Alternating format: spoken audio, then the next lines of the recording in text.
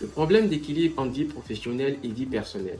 Je suis Moustapha Kanté, psychologue du travail et des organisations. Je vous aide à dépasser vos frustrations en entreprise. Carole, Audrey et Ange travaillent tous dans une entreprise où ils sont confrontés à un problème commun.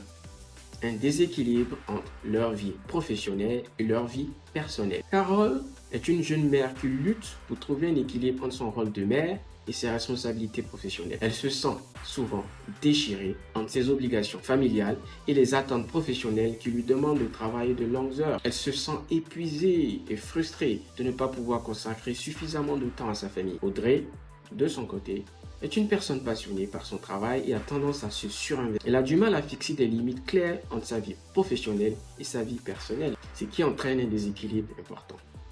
Elle se retrouve souvent à travailler tard le soir et les week-ends, au détriment de ses loisirs et de sa santé personnelle. Ange est un employé qui aimerait avoir plus de temps libre pour poursuivre ses passions et ses intérêts en dehors du travail.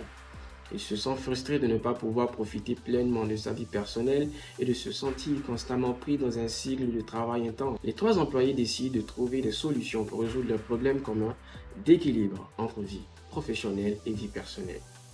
Ils se tournent donc vers la boussole. Et que leur dit la boussole?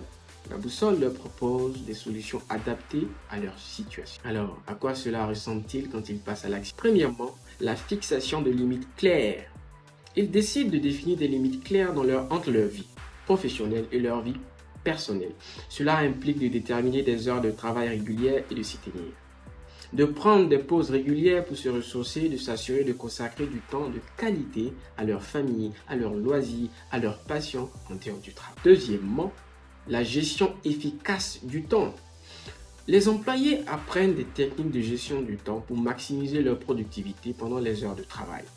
Cela comprend la planification et la priorisation des tâches, l'évitement des distractions inutiles et la délégation des tâches non essentielles lorsque cela est possible. En utilisant leur temps de manière plus efficace, ils parviennent à réduire les heures supplémentaires et à mieux équilibrer leur vie professionnelle et leur vie personnelle. Troisièmement, la communication ouverte avec les supérieurs.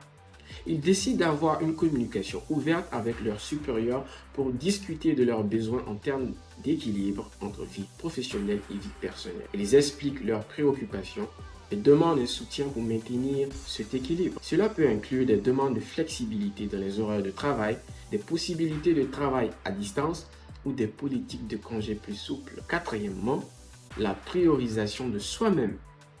Les employés réalisent l'importance de prendre soin d'eux-mêmes et de leur bien-être.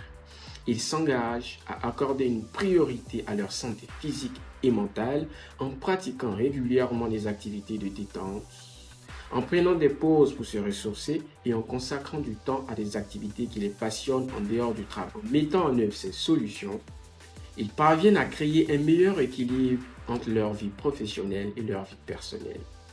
Ils se sentent plus épanouis, plus équilibrés et plus heureux, ce qui se reflète positivement dans leur travail et leur vie personnelle. N'hésitez pas à partager vos impressions et à bientôt pour le prochain épisode de nos séries 30 jours, 30 solutions. Révolutionnez votre carrière en surmontant vos freins.